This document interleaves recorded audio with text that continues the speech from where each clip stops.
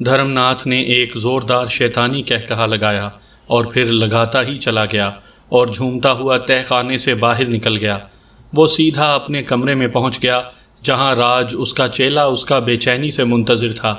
اس کے آگے دیسی شراب کی بوتل پڑی تھی، قریب ہی 2 گلاس پڑے تھے۔ راج دھرم ناتھ کو دیکھ کر جلدی سے بولا، گرو دیو آ گئے آپ؟ کام ہو گیا؟ سریا کہاں ہے؟ اے راج، ایک ہی سانس میں سارے سوال پوچھ لو گے، دم تو لینے دو، یہ دارو تو پلاؤ پہلے، دھرم ناتھ مکروہ انداز میں بولا۔ اور پھر وہ اسے مزے مزے سے ساری کہانی سنانے لگا اور ساتھ ہی ساتھ شراب بھی حلق سے نیچے اتارتا رہا۔ ادھر سریا مندر سے نکلی اور دھرم ناتھ کے حکم کے تحت لڑکھڑاتی ہوئی گرتی پڑتی دریا کی طرف چل پڑی۔ اس سے چلا نہیں جا رہا تھا مگر وہ چل رہی تھی۔ پل آ گیا، وہ چلتی ہوئی پل کے درمیان پہنچ گئی، ادھر ادھر دیکھے بغیر جنگلے پر پاؤں رکھا اور دھڑام سے دریا میں کود گئی۔ چھپاک کی زوردار آواز آئی، چند لمحوں کے لیے دریا میں دائرے بنے اور 2-3 مرتبہ ابھر کر پانی کی سطح پر آئی، مگر اس نے بچنے کے لیے بالکل ہاتھ پاؤں نہ مارے اور نہ ہی اپنے بچاؤ کے لیے کسی کو مدد کے لیے پکارا، اور خاموشی سے گہرے پانی کی تہہ میں اترتی چلی گئی۔ دریا کی سطح پر بہت سے بلبلے بنے اور ختم ہو گئے۔ اب دریا کی سطح پرسکون تھی، یوں جیسے کسی درندے نے پیٹ بھرنے کے بعد آنکھیں موند لی ہوں۔ اس سارے منظر کو دیکھ کر میرے ذہن میں جھماکے ہو رہے تھے۔ مجھے یوں محسوس ہو رہا تھا کہ اگلے چند لمحات میں میرا دماغ کسی آتش فشاں کی طرح سے پھٹ جائے گا۔ پھر اچانک ہی میری آنکھ کھل گئی۔ کچھ دیر تک میری سمجھ میں کچھ نہ آیا، پھر سارا گزرا ہوا منظر کسی فلم کی طرح سے میرے ذہن کی سکرین پر چلنے لگا۔ تو کیا جو کچھ اب تک میں نے دیکھا وہ کوئی خواب تھا یا حقیقت؟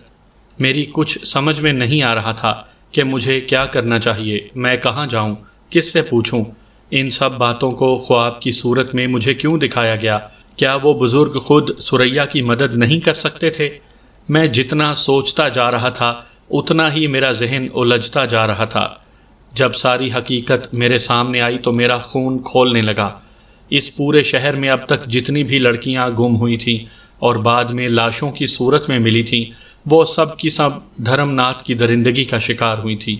دھرم ناتھ تو ایک ایسا درندہ تھا جو اپنی ہوس کی پیاس بجھانے کے لیے ہندو اور مسلمان کی تخصیص بھی نہیں کرتا تھا۔ جو بھی لڑکی اس کے ہاتھ لگ جاتی وہ اس کی ہوس کی بھینٹ چڑھ جاتی تھی۔ انہی سوچوں میں نہ جانے کتنا وقت گزر گیا۔ مجھے اس وقت پتہ چلا جب جگو میرے کمرے میں داخل ہوا۔ سنو جگو، آج سے ہر رات اپنے آدمیوں کو بستی کے چاروں طرف پھیلا دو، انہیں پوری طرح سے چوکس رہنا ہوگا۔ اگر کوئی مشکوک آدمی بستی کے اندر داخل ہوئے تو اسے اندر آنے دیں اور فوری طور پر اس کی اطلاع مجھے دیں، لیکن اگر کوئی مشکوک آدمی بستی سے باہر جانے کی کوشش کرے تو اس کو ہر قیمت پر روک کر میرے پاس لے آئیں۔ سمجھ گئے نا؟ بالکل سمجھ گیا مائی باپ۔ کیا پھر بستی پر کوئی مصیبت آنے والی ہے؟ جگو فکر مند ہو کر بولا۔ دشمن سے ہر وقت ہوشیار رہنا چاہیے جگو۔ ویسے تم مجھے ایک بات بتاؤ۔ حکم مائی باپ۔ اگر تمہیں پتہ چلے کہ تم لوگوں کا مجرم کوئی ہندو ہے اور وہ بھی ایسا جو کہ تم لوگوں کی نظروں میں بڑا مہان ہے، تو کیا پھر بھی تم اسے پکڑنے میں میری مدد کرو گے؟ جگو ایک دم چونک پڑا، اس کی آنکھوں میں حیرت سی امڑ آئی تھی۔ وہ عجیب سے انداز میں ہنسا۔ مائی باپ، کیا آپ مجرم کو پہچان چکے ہیں؟ یہ میری بات کا جواب نہیں ہے جگو، میں نے سرد لہجے میں کہا۔ اس بستی کا مجرم چاہے ہندو ہو یا مسلمان، اس سے مجھے کوئی غرض نہیں۔ مائی باپ، اس نے میری ہندو بہنوں کو بھی لوٹا ہے اور مسلمانوں کو بھی، اس سے مجھے کوئی فرق نہیں پڑتا کہ وہ کون ہے۔ میں تو بس یہ جانتا ہوں کہ وہ ہم سب کا مجرم ہے، ظالم ہے، اور ظالم کو اس کے ظلم کی سزا ضرور ملنی چاہیے۔ شاباش جگو، مجھے تم سے یہی امید تھی۔ اب تمہارا مجرم بہت جلد پکڑا جائے گا۔ آپ نے میری بات کا جواب نہیں دیا مائی باپ۔ ہاں جگو، میں مجرم کو پہچان چکا ہوں، لیکن ابھی بتاؤں گا نہیں، وقت آنے پر تمہیں پتہ چل جائے گا۔ ٹھیک ہے مائی باپ، جو تم مناسب سمجھو، جگو ہاتھ جوڑ کر بولا۔ اب ناشتے کے بارے میں کیا خیال ہے؟ ناشتہ ضرور کروں گا مگر ذرا جلدی انتظام کرو۔ جگو فوراً کمرے سے باہر نکل گیا۔ شام کے سائے پھیلتے ہی جگو کے حکم پر اس کے سارے آدمی بستی کے چاروں طرف پھیل گئے تھے۔ میں اور جگو کمرے میں بیٹھے آپس میں باتیں کر رہے تھے۔ باتیں کرتے ہوئے کافی دیر گزر گئی اس وقت تقریباً 9 بجے کا وقت تھا۔ اچانک جگو کا ایک ساتھی گھبرایا ہوا کمرے میں داخل ہوا۔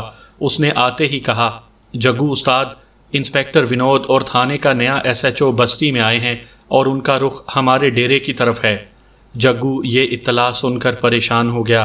میں نے اسے تسلی دیتے ہوئے کہا، گھبراؤ نہیں جگو، ہم مجرم تو نہیں، اس لیے ہمیں پولیس سے خوف زدہ ہونے کی کوئی ضرورت نہیں۔ آؤ ہم خود باہر چل کر ان لوگوں سے ملتے ہیں۔ یہ کہہ کر میں اور جگو دونوں کمرے سے نکل کر میدان میں آ گئے۔ اتنے میں ڈیرے کے دروازے سے انسپیکٹر اور SHO داخل ہوئے۔ ان کی جیپ ڈیرے سے باہر کچھ فاصلے پر کھڑی تھی۔ پولیس کو ڈیرے میں داخل ہوتا دیکھ کر باہر کافی لوگ جمع ہو گئے تھے۔ وہ دونوں ہمیں اپنی طرف بڑھتا دیکھ کر وہیں رک گئے۔ انسپیکٹر نے جگو کی طرف اشارہ کرتے ہوئے SHO کو بتایا، سر یہ جگو ہے۔ سلام صاحب۔ جگو نے ہاتھ جوڑ کر ان دونوں کو سلام کیا۔ SHO نے سر ہلا کر اس کے سلام کا جواب دیتے ہوئے میری طرف اشارہ کیا، یہ کون ہے؟ میرا نام شہریار احمد ہے، ویسے لوگ مجھے شیرو کہتے ہیں۔ میں نے SHO کی طرف مصافحے کے لیے ہاتھ بڑھایا۔ شیرو یا شیرو دادا؟ SHO نے طنزیہ انداز میں کہتے ہوئے میرا ہاتھ تھام کر دبانے کی کوشش کی، مگر یہ میرا ہاتھ تھا، شہریار احمد کا ہاتھ۔ مجھ پر اس کی مضبوط گرفت بے اثر رہی۔ یہ تو لوگوں کی محبت ہے آفیسر، اب میں ان کی محبت کو کیسے ٹھکرا سکتا ہوں؟ میں نے مسکراتے ہوئے کہا، تمہیں پہلے یہاں دیکھا نہیں میں نے، کہاں سے آئے ہو تم؟ اس بستی کے رہنے والے تو نہیں ہو؟ ونود نے مجھے غور سے دیکھتے ہوئے کہا، آپ ٹھیک سمجھے آفیسر، میں بمبئی سے آیا ہوں۔ اچانک میں نے دونوں آفیسروں کی پشت پر کچھ فاصلے پر اندھیرے میں جگنو چمکتے دیکھے، پھر ڈز ڈز کی زوردار آواز نے مجھے حرکت میں آنے پر مجبور کر دیا۔ میں بجلی کی تیزی سے اپنی جگہ سے اچھلا اور دونوں آفیسروں کو لیتا ہوا زمین پر گرتا چلا گیا۔ زمین پر گر کر میں نے ان دونوں سمیت زمین پر 1-2 کلابازیاں لگائیں اور پھر تیزی سے کھڑے ہوتے ہوئے میں نے ونود کے ہولسٹر سے پسٹل نکال لیا اور جہاں پر مجھے وہ جگنو چمکتے ہوئے نظر آئے تھے ادھر فائر کر دیا۔ جواب میں وہاں سے ایک کربناک چیخ بلند ہوئی۔ یہ سب کچھ پلک جھپکنے میں ہو گیا۔ میں نے فوراً جگو کی طرف دیکھا۔ وہ میرا اشارہ پاتے ہی اس جانب دوڑ پڑا جہاں سے ہم پر فائر ہوئے تھے۔ اتنی دیر میں دونوں آفیسرز بھی زمین پر کھڑے ہو گئے تھے۔ میں نے اپنے پیچھے مڑ کر دیکھا تو جگو کا ایک ساتھی زمین پر گرا نظر آیا۔ میں جلدی سے اس کے قریب گیا، وہ مر چکا تھا۔ گولی ٹھیک اس کے دل پر لگی تھی، اسی لیے وہ بغیر کوئی آواز نکالے ڈھیر ہو گیا تھا۔ پسٹل ابھی تک میرے ہاتھ میں تھا۔ اتنے میں سامنے سے جگو آتا ہوا نظر آیا۔ وہ تیز تیز قدموں سے ہماری طرف آ رہا تھا۔ اس نے کاندھے پر کسی کو اٹھایا ہوا تھا۔ قریب آ کر اس نے اس شخص کو بے رحمی سے زمین پر پٹخ دیا۔ وہ اوندھے منہ زمین پر گرا۔ میں نے ایک زوردار ٹھوکر اس کی پسلیوں میں رسید کی۔ وہ بل بلا کر سیدھا ہو گیا۔ اس کا چہرہ سامنے آیا تو دونوں آفیسروں کی زبان سے بیک وقت نکلا، کھنہ تم؟ وہ دونوں حیرت سے اسے دیکھ رہے تھے۔ میری چلائی ہوئی گولی اس کے سینے میں لگی تھی۔ اس کا سفید کرتا خون سے لت پت تھا۔ آپ جانتے ہیں اسے آفیسر؟ میں نے چونک کر کہا۔ ہاں، یہ غدار ہمارے ہی تھانے کا ASI ہے۔ ونود، اسے فوراً ہسپتال پہنچانے کا انتظام کرو۔ اسے مرنا نہیں چاہیے۔ مجھے اس سے بہت کچھ پوچھنا ہے، جلدی کرو۔ SHO نے سخت لہجے میں ونود سے کہا۔ یس سر۔ ونود بھاگ کر اپنی جیپ کے پاس پہنچا۔ جیپ سٹارٹ کی۔ میرے اشارے پر جگو نے کھنہ کو اٹھایا اور لے جا کر جیپ میں ڈال دیا۔ SHO کے کہنے پر جگو بھی ونود کے ساتھ ہی جیپ میں بیٹھ گیا۔ ساتھ ہی جگو کے ساتھی کی لاش بھی جیپ میں رکھ دی۔ جیپ کھنہ کو لے کر تیزی سے ہسپتال کی جانب روانہ ہو گئی۔ تھینک یو شیرو دادا، تم نے 2 پولیس آفیسروں کی جان بچا کر بہت بڑا کارنامہ انجام دیا ہے۔ اس سے یہ بھی پتہ چل گیا کہ تم ایک اچھے انسان ہی نہیں بلکہ مجرموں سے نفرت بھی کرتے ہو۔ مجھے خان کہتے ہیں، میں تمہارا یہ احسان ہمیشہ یاد رکھوں گا۔ یہ کہتے ہوئے خان نے دوستی کا ہاتھ میری طرف بڑھایا جسے میں نے گرم جوشی سے تھام لیا۔ پھر میں نے کہا، آئیے خان صاحب، اندر کمرے میں بیٹھ کر بات چیت کرتے ہیں۔ ہم کمرے میں آ بیٹھے۔ میں نے جگو کے ساتھیوں کو چوکنا رہ کر پہرا دینے کے لیے واپس بھیج دیا اور ایک آدمی کو چائے پانی کا بندوبست کرنے کو کہا۔ خان نے بات شروع کرتے ہوئے کہا، دیکھو شیرو دادا، اگر تم جیسا ایماندار اور ذہین شخص ہماری مدد کرے تو ہم دنوں میں اس مجرم کو گردن سے پکڑ سکتے ہیں۔ ویسے تو میں مجرم کو کچھ پہچان چکا ہوں، مگر ابھی اس کے خلاف میرے پاس کوئی ثبوت نہیں، اس لیے میں اس پر ہاتھ نہیں ڈال سکتا۔ یہ بات سن کر میں چونک پڑا۔ دل میں سوچنے لگا کہ خان کس شخص کو مجرم سمجھ رہا ہے، کیونکہ اصل مجرم تو دھرم ناتھ ہے۔ میں نے خان کو ٹٹولنے کی کوشش کی۔ خان صاحب، میں آپ کی ہر طرح سے مدد کرنے کو تیار ہوں، لیکن کیا آپ مجھے اس مجرم کے بارے میں بتائیں گے؟ ابھی نہیں شیرو دادا، ابھی میں اس کا نام نہیں لے سکتا، کیونکہ وہ بہت بڑی مذہبی شخصیت ہے۔ اگر بات لیک آؤٹ ہو گئی تو بہت سے مسائل کھڑے ہو جائیں گے۔ خان کو شاید ابھی تک مجھ پر اعتماد نہیں تھا، مگر اس کے مذہبی شخصیت کے حوالے نے مجھے یہ سمجھنے پر مجبور کر دیا تھا کہ خان صحیح لائن پر جا رہا ہے۔ اس لیے میں نے خان کو اعتماد میں لینے کا فیصلہ کر لیا۔ جگو کا ساتھی چائے وغیرہ رکھ کر چلا گیا۔ میں نے اپنا کپ اٹھاتے ہوئے بڑے غور سے خان کی طرف دیکھا اور معنی خیز انداز میں بولا، اگر میں غلط نہیں کہہ رہا ہوں تو آپ کا اشارہ یقیناً کالی کے مندر کے مہا پجاری دھرم ناتھ کی طرف ہے۔ میں نے ٹھیک کہا ہے نا خان صاحب؟ میری بات سن کر خان حیرت سے اچھل پڑا۔ اس نے بڑی حیرانی سے میری طرف دیکھا اور تحسین آمیز انداز میں کہنے لگا، ونڈرفل! میں حیران ہوں کہ بقول تمہیں یہاں آئے ہوئے ابھی ایک ہی دن ہوا ہے اور تم نے اتنی جلدی یہ بات کیسے معلوم کر لی؟ تم نے ٹھیک سمجھا ہے، میرا اشارہ یقیناً دھرم ناتھ کی طرف ہے، لیکن کیا تم مجھے بتاؤ گے کہ تم دھرم ناتھ پر کیسے شک کر رہے ہو؟ میں نے مسکرا کر خان کی طرف دیکھا اور پھر بڑے اطمینان سے بولا، دیکھیے خان صاحب، ہم دونوں مسلمان ہیں اور ایک مسلمان دوسرے مسلمان کو دھوکہ نہیں دیتا، اسی لیے پہلے ہم دونوں کو ایک دوسرے پر ایمانداری سے اعتماد کرنا ہوگا، ایک دوسرے کو اپنا بھائی سمجھ کر بات کرنی ہوگی، تب ہی بات آگے بڑھے گی۔ تم نے ٹھیک کہا ہے، میں ایک مسلمان ہونے کی حیثیت سے تم پر اعتماد کرتا ہوں اور تمہیں اپنا رازدار بھی بناؤں گا شیرو دادا۔ شیرو دادا نہیں، میرا اصل نام شہریار احمد ہے۔ اس کے بعد میں نے اسے مختصر انداز میں دھرم ناتھ کے متعلق ساری کہانی سنا دی اور پھر اسے اپنے بارے میں بھی سب کچھ بتا دیا۔ انسپکٹر خان حیرت سے آنکھیں پھاڑے میری کہانی یوں سن رہا تھا جیسے میں کوئی الف لیلوی کردار ہوں، مگر اسے میری بتائی ہوئی باتوں کا یقین کرنا پڑا، کیونکہ میری کوئی بھی بات خصوصاً دھرم ناتھ کے متعلق غلط نہیں تھی۔ حیرت انگیز، مجھے یوں لگ رہا ہے جیسے کہ میں کوئی پراسرار کہانی سن رہا ہوں، جیسے کوئی دیوتاؤں کے دور کی کہانی۔ تاہم مجھے یہ یقین ہو گیا ہے کہ تم اس کافر کے بچے کو ضرور اس کے انجام تک پہنچاؤ گے اور اسے آپ خوفناک سزا بھی دیں گے۔ خان کے لہجے میں اب میرے لیے احترام کا پہلو نمایاں ہو گیا تھا۔ پھر اس نے مجھے بھی اپنی تفتیش کی ساری کہانی سنا دی۔ ویسے میں آپ کا نشانہ دیکھ کر بہت حیران ہوا ہوں۔ اندھیرے میں اس قدر سچا نشانہ لگانا ناممکن سی بات ہے۔ یقیناً اس میں بھی آپ کی انہی پر اسرار صلاحیتوں کا دخل ہوگا۔ میں خان کی بات پر صرف مسکرا کر رہ گیا۔ اچھا، تو اب مجھے مشورہ دیں کہ مجھے کیا کرنا چاہیے؟ کیا مجھے مندر پر چھاپا مار کر سلیم اور نیلوفر کو برآمد کر لینا چاہیے اور ان کے اغوا کرنے کے جرم میں دھرم ناتھ کو گرفتار کر لینا چاہیے؟ خان میری پراسرار صلاحیتوں کے بارے میں جان کر اب بالکل بچوں کی طرح مجھ سے رہنمائی مانگ رہا تھا۔ نہیں خان صاحب، آپ کا مندر پر چھاپا مارنا آپ کے لیے خطرناک بھی ہو سکتا ہے۔ دھرم ناتھ بڑا کمینہ شیطان ہے، وہ آپ کے مسلمان ہونے کا ناجائز فائدہ بھی اٹھا سکتا ہے اور اس واقعے کو مذہبی رنگ بھی دے سکتا ہے۔ ویسے بھی آپ کے افسران آپ کو اس ریڈ کی اجازت ہی نہیں دیں گے۔ وہ جانتے ہیں کہ ایسا کرنے سے سادہ لوگ حکومت کے خلاف بھی ہو سکتے ہیں، اس لیے فی الحال آپ مجرم کی نگرانی پر اکتفا کیجیے اور باقی میں جانوں اور دھرم ناتھ جانے۔ لیکن مجھے تو ابھی اپنے افسران کو رپورٹ کرنی ہے، اس کا کیا ہوگا؟ خان فکر مند ہو کر بولا، آپ پریشان نہ ہوں، آپ کی جواب طلبی ہونے سے پہلے ہی میں دھرم ناتھ کو بے نقاب کر دوں گا۔ میں نے بڑے مستحکم انداز میں خان کو یقین دلایا۔ اس پر خان مطمئن ہو کر بولا، ٹھیک شہریار، میں آپ کی ہدایت پر پوری طرح عمل کروں گا۔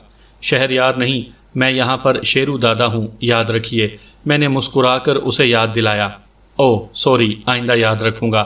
اجازت دیں، مجھے ہسپتال جانا ہے، اس حرامی کی اولاد کھنہ کو بھی دیکھنا ہے، خدا کرے وہ زندہ بچ جائے، وہ بڑا اہم مہرہ ہے دھرم ناتھ کا۔ خان کھڑا ہو کر بولا، بالکل ٹھیک ہے، آپ جائیے، پھر ملاقات ہوگی۔ میں نے خدا حافظ کہتے ہوئے خان کی طرف ہاتھ بڑھایا۔ خان نے میرا ہاتھ گرم جوشی سے دبا کر خدا حافظ کہا اور کمرے سے باہر نکل گیا۔ دروازے پر کھڑا جگو، جو ابھی ابھی واپس پہنچا تھا، حیرت سے کبھی مجھے اور کبھی خان کو دیکھنے لگا۔ اچھا بھائی جگو، اب چلتا ہوں، پھر آؤں گا ملنے۔ ویسے تمہارا شیرو دادا کمال کے آدمی ہیں، ان کی صحبت سے فائدہ اٹھاؤ، زندگی بن جائے گی تمہاری۔ خان جگو کے کندھے پر ہاتھ مارتا ہوا باہر نکل گیا۔ ارے مائی باپ، یہ کیا جادو کر دیا؟ اتنے ظالم اور سخت افسر کو ایک دم موم بنا دیا؟ واہ، کمال ہو گیا۔ جگو خوشی سے ناچ کر بولا۔ پوری بستی میں ہر طرف میرا چرچا ہو رہا تھا کہ ایک پولیس افسر کی جان بچا کر میں ان لوگوں کا ہیرو بن چکا تھا۔ جگو کا ڈیرا اس وقت کسی جلسہ گاہ کا منظر پیش کر رہا تھا۔ سب لوگ میری طرف متوجہ تھے۔ دور کھڑے لوگ اچک اچک کر مجھے دیکھنے کی کوشش کرتے تھے۔ جگو نے پوری بستی میں مجھے سپر مین مشہور کر دیا تھا۔ اس نے لوگوں کو پوری طرح سے یقین دلا دیا تھا کہ شیرو دادا بہت جلد بستی کی قتل ہونے والی لڑکیوں کے قاتل کو کیفر کردار تک پہنچا دے گا۔ اگلے روز کے اخبار نے خان کی جان بچانے والے واقعے کو بڑی نمایاں سرخی کے ساتھ شائع کیا۔ اس طرح صرف ایک دن اور ایک رات میں پورے بنارس میں میری دھوم مچ گئی۔ یہ اس سے اگلی رات کا واقعہ ہے۔ میری ہدایت پر جگو کے ساتھی اپنی اپنی جگہ پر چوکنا ہو کر پہرا دے رہے تھے۔ میں دھرم ناتھ جیسے مجرم کی فطرت جان گیا تھا۔ مجھے پتا تھا کہ اسے ہر دوسرے تیسرے دن ایک نئی لڑکی کے ساتھ رات گزارنے کی عادت پڑ چکی ہے، اور اب اسے آخری لڑکی کے ساتھ زیادتی کیے ہوئے کئی روز گزر چکے تھے۔ میں جانتا تھا کہ وہ کسی نئے شکار کے لیے بری طرح بے چین ہوگا، اور اس کے لیے وہ کسی بھی انتہائی اقدام سے گریز نہیں کرے گا۔ ابھی میں اپنی سوچوں میں گم تھا کہ رینوکا دیوی کی سرگوشی سنائی دی۔ کیا بات ہے، پریشان لگ رہے ہو بہت۔ تم کیوں آئی ہو؟ میرا لہجہ ایک دم تلخ ہو گیا۔ کیا مجھ سے ناراض ہو؟ نہیں، بہت خوش ہوں تم سے۔ جاؤ، دفع ہو جاؤ یہاں سے۔ میرا لہجہ بدستور تلخ ہی تھا۔ شہریار، میں جانتی ہوں کہ اب تک تمہارے ساتھ کیا بیتی ہے، مگر یقین کرو میں خود بھی بہت مجبور تھی۔ رینوکا دیوی کا لہجہ ندامت آمیز تھا۔ تم شاید دھرم ناتھ کی وجہ سے پریشان ہو۔ ہاں، اس کافر کے بچے نے اس بستی پر بہت ظلم کر لیے۔ اب میں نہیں چاہتا کہ یہ ان بستی والوں پر مزید کوئی ظلم کرے۔ سنو شہریار، آج کی رات دھرم ناتھ کے آدمی اس بستی پر شب خون مارنے کا ارادہ رکھتے ہیں۔ اس کے علاوہ ان کا دوسرا گروہ ایک دور دراز کی بستی میں بھی جانے والا ہے۔ میں تیزی سے اٹھ کھڑا ہوا۔ شہریار، میں جا رہی ہوں، اب تمہارے پاس آتی جاتی رہوں گی۔ رینوکا دیوی چلی گئی۔ میں نے فوراً جگو کو بلایا اور اسے ساتھ لے کر خود بھی بستی کا چکر لگانے نکل پڑا۔ جگو کے آدمی اپنی اپنی جگہ پر ہوشیاری سے پہرا دے رہے تھے۔ مجھے آتا دیکھ کر وہ اور بھی مستعد ہو گئے۔ وہ دوسروں کی نظروں سے پوری طرح چھپے ہوئے تھے۔ کوئی آنے جانے والا ان کی نظر سے نہیں بچ سکتا تھا۔ میں انہیں پوری طرح سے ہوشیار رہنے کا کہہ کر خود ڈیرے پر واپس آ گیا۔ رات آدھی سے زیادہ گزر چکی تھی۔ میں بے چینی سے دھرم ناتھ کے آدمیوں کا منتظر تھا۔ جگو میرے قریب بیٹھا تھا۔ کمرے سے باہر دو مسلح آدمی بڑی مستعدی سے پہرا دے رہے تھے۔ وہ گاہے بگاہے کمروں کے آس پاس چکر لگا رہے تھے۔ اچانک جگو کہنے لگا، مائی باپ، رات کافی گزر گئی ہے، آپ آرام کر لو نا۔ میرا خیال ہے کہ وہ لوگ آج نہیں آئے گا، اور پھر میں تو جاگ رہا ہوں، آپ تھک جائے گا۔ میں نے چونک کر کہا، نہیں جگو، میں اتنی جلدی تھکنے والا نہیں ہوں۔ ایک رات تو کیا، میں 10 راتیں بھی مسلسل جاگ سکتا ہوں۔ رہی بات ان لوگوں کی آنے کی، تو میں نے کہہ دیا نا، وہ آج رات ضرور آئیں گے۔ آپ اتنے یقین سے کاہے کو بولتا ہے مائی باپ؟ کیا کوئی مخبری ہوا ہے؟ جگو حیرت سے بولا۔ یہ بھی تمہیں جلد ہی پتہ چل جائے گا کہ مجھے اتنا یقین کیوں ہے ان کے آنے کا، میں نے مسکرا کر کہا۔ ارے مائی باپ، اپنے بچہ لوگ سے کاہے کو چھپانا ہے رے؟ اپن تو تمہارا غلام ہے، کیا بھروسہ نہیں ہے ہم پر؟ وہ کچھ افسردہ نظر آنے لگا۔ او جگو، میں نے ہنس کر اس کا شانہ ہلایا۔ بے وقوفی کی باتیں مت کرو، مجھے تم پر پورا بھروسہ ہے۔ دراصل ہر بات بتانے کا ایک وقت ہوتا ہے۔ اب تم اگر ضد کرتے ہو تو سنو، خدا تعالیٰ نے مجھے بہت سی صلاحیتیں دی ہیں۔ انہی سے کام لے کر میں نے پتہ چلایا کہ مجرم کے ساتھی آج رات اس بستی کی کسی نہ کسی لڑکی کو اغوا کرنے کی ضرور کوشش کریں گے۔ مگر دیکھو، اب مجھ سے مجرم کا نام پوچھنے مت بیٹھ جانا، کیونکہ وہ میں آج نہیں کل بتاؤں گا، سمجھے؟ جگو حیرت سے منہ پھاڑے میری بات سن رہا تھا۔ میری بات ختم ہوتے ہی جلدی سے میرے پاؤں پکڑ کر بولا، سمجھ گیا مائی باپ، بالکل سمجھ گیا۔ اب پتہ چلا کہ جگو کو ایسے مار نہیں پڑی۔ جگو کو تم جیسا آدمی ہی مار سکتا ہے۔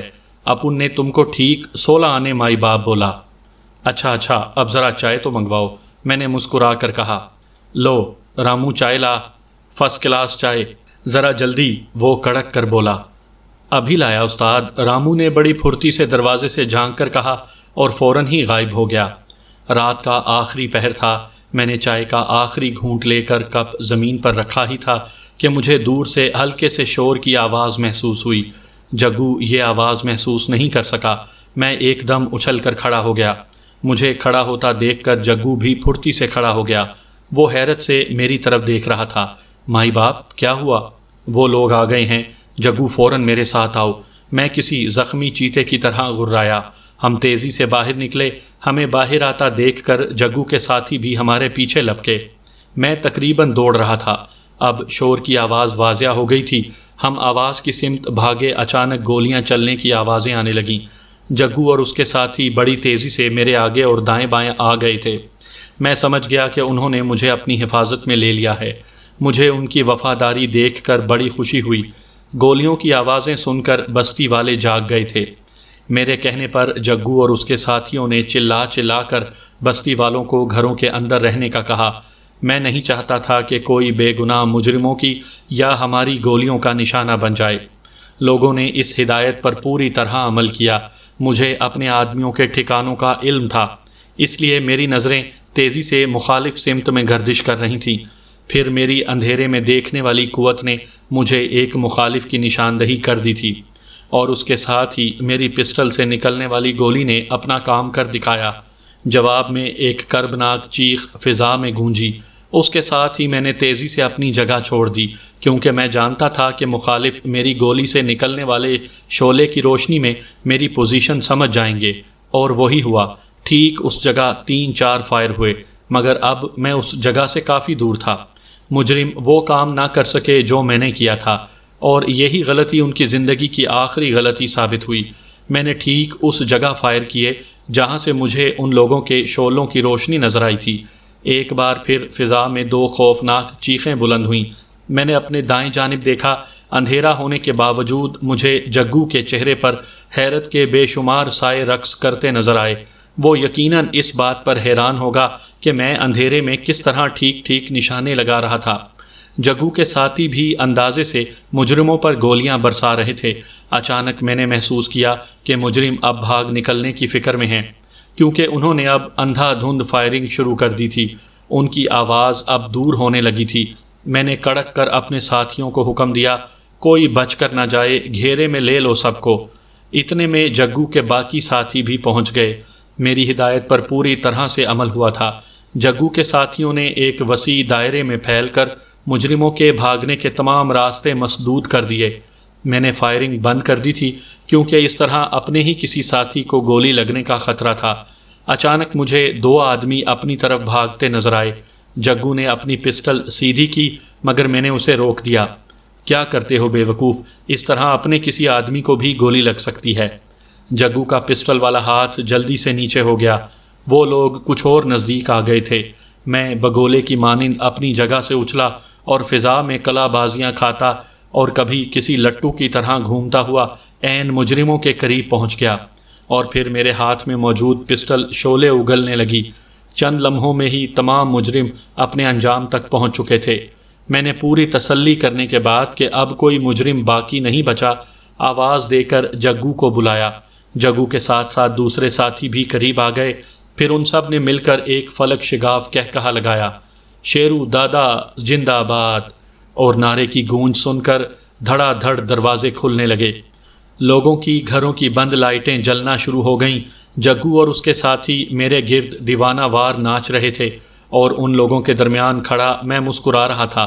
اچانک ہی میں نے خان کی جیپ کو بستی میں داخل ہوتے دیکھا۔ میں نے ہاتھ کے اشارے سے دور سے ہی خان کو خوش آمدید کہا۔ خان اور اس کے ساتھی تیزی سے چلتے ہوئے میرے نزدیک پہنچے۔ خان نے قریب پہنچ کر بےتابی سے پوچھا، کیا ہوا دادا، یہ فائرنگ کیسی تھی؟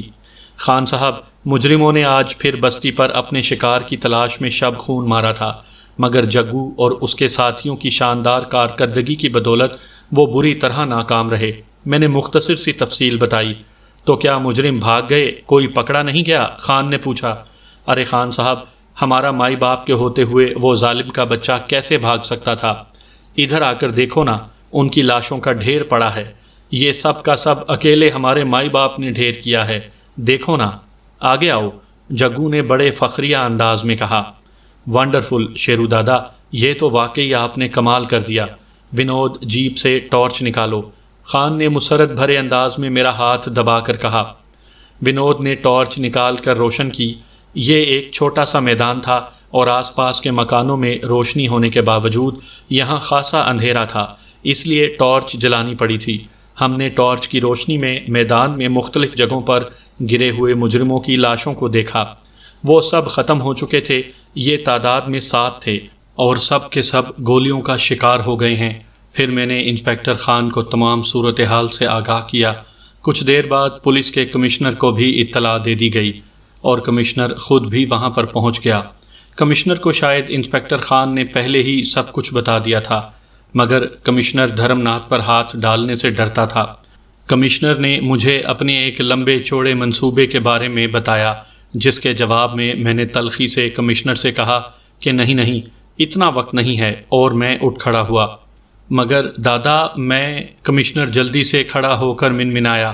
مجھے کچھ اور سوچنے دیں، میں نے اسے خاموش رہنے کا اشارہ کرتے ہوئے کہا۔ پھر چند لمحوں بعد میں نے پولیس کمشنر کی آنکھوں میں دیکھ کر کہا، سنیے کمشنر صاحب۔ پھر میں نے اسے اپنا پورا پروگرام سمجھایا۔ کچھ پس و پیش کے بعد کمشنر اس پر تیار ہو گیا۔ اس کے ساتھ ہی جگو اپنے تمام ساتھیوں سمیت بستی میں پہنچ گیا۔